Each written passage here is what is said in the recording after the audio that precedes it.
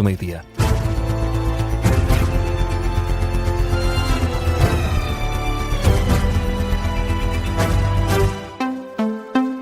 Edição do Luís Soares. Começamos pela Venezuela. 3 dias depois dos sismos, a presidente interina, Delcy Rodrigues, diz que a prioridade do governo é resgatar pessoas dos escombros. Delcy Rodrigues deixou essa garantia numa mensagem transmitida pelas redes sociais, em que não atualizou, no entanto, o número de vítimas mortais. São 920. O número foi atualizado ao fim da tarde de ontem. Não há ainda novos dados. Há também a confirmação de 3.300 feridos.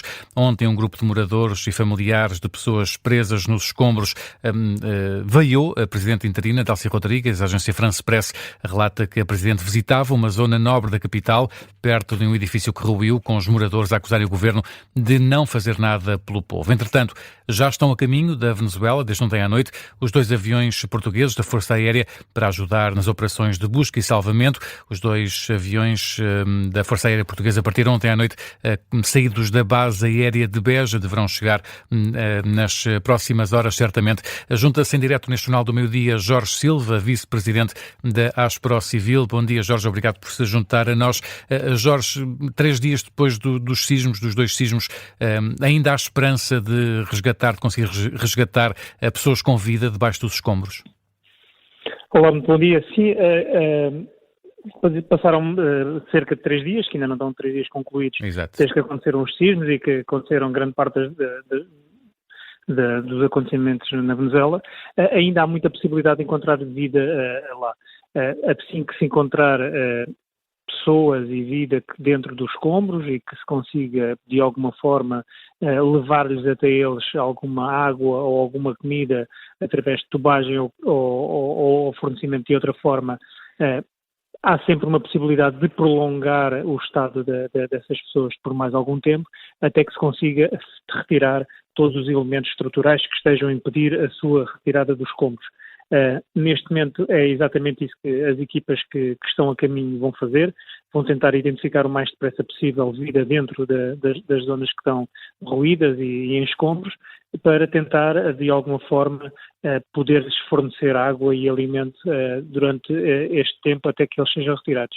E depois a seguir fazer toda a triagem setorial, zona a zona, aquelas que ainda não foram possíveis fazer por meios próprios da Venezuela e que Portugal e as outras missões dos outros países vão tentar ajudar o mais rapidamente possível. Mas podemos dizer, Jorge, que hoje é um dia decisivo nesta busca por sobreviventes depois do sismo? Podemos colocar as coisas nesta perspectiva?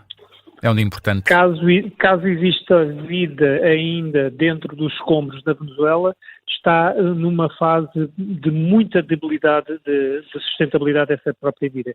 Exatamente pela questão de são 72 horas, o fornecimento e a necessidade de água e alimentação, estamos a chegar a um ponto mais crítico, que é uma necessidade muito grande dessa ordem, e por via disso é urgente conseguir chegar a quem esteja ainda como sobrevivente o mais rapidamente possível. É essa a urgência da entrada das equipas, dos binómios sinotécnicos que vão ao caminho também, para ajudar rapidamente a encontrar a vida que ainda se espera encontrar nos escombros.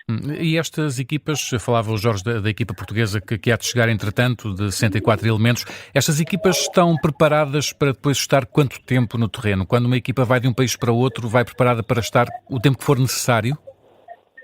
As equipas estão preparadas para trabalhar bastante tempo.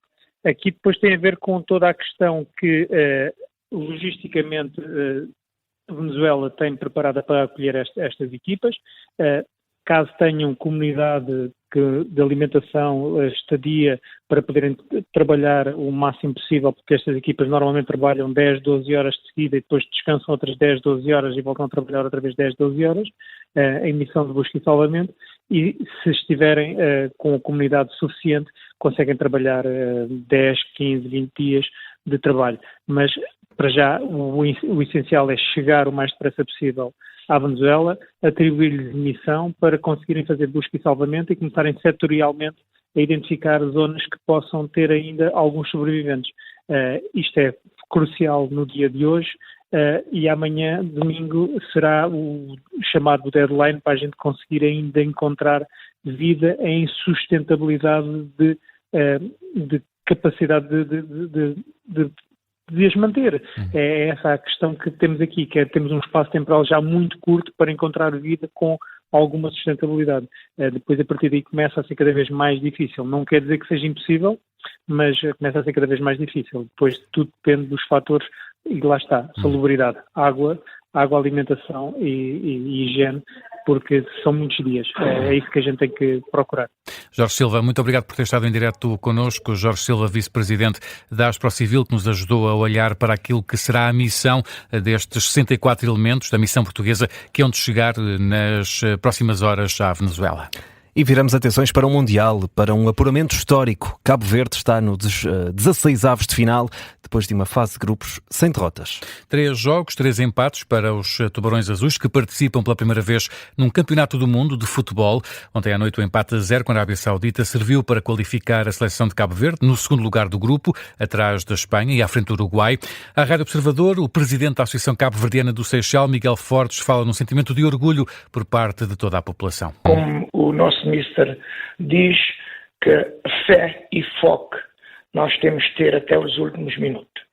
Mas também nós, quando dizemos que é um feito histórico, nós temos de ver a capacidade dos nossos jogadores e a capacidade dos jogadores adversários que nós temos apanhado desde o primeiro jogo da Espanha.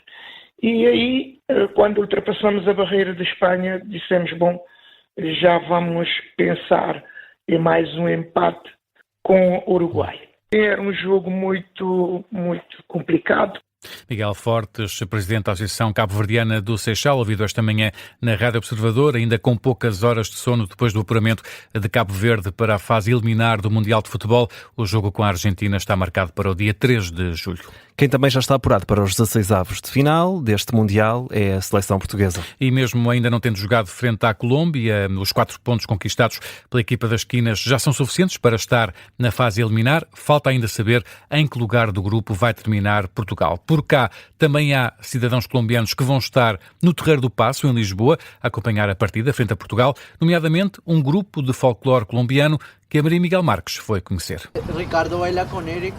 Há 15 anos, o Ministério da Saúde português contratou 42 médicos colombianos para preencher as falhas nos centros de saúde de Lisboa e do Algarve.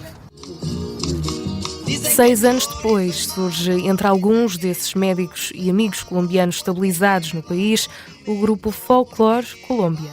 Até hoje, todas as semanas, o grupo de folclore reúne imigrantes colombianos para divulgar uma Colômbia alegre em Lisboa, mas também para criar uma comunidade. É o que nos conta o diretor do grupo, Carlos Pérez. O principal objetivo nosso é divulgar a cultura colombiana, mostrar uma Colômbia alegre, mas o segundo objetivo do grupo é criar uma comunidade de colombianos. Também aqui encontram soluções às diversas necessidades que implica a migração, como encontrar um trabalho, de onde arranjar um local para viver. Está tudo relacionado com o entorno de amizade. Paula Garçom, uma jovem imigrante, membro da Folklore Colômbia, explica que este grupo se destaca por estar bem integrado em Portugal. Nós tivemos um festival há 2 meses e foi em Santarém. Também foi um festival internacional. Nós vamos obviamente representar um país e também estão outros países, mas eles vêm mesmo do país de origem. Nós somos quase um dos únicos países que somos estrangeiros, mas moramos mesmo no próprio país. Eu acho que as pessoas gostam imenso disso.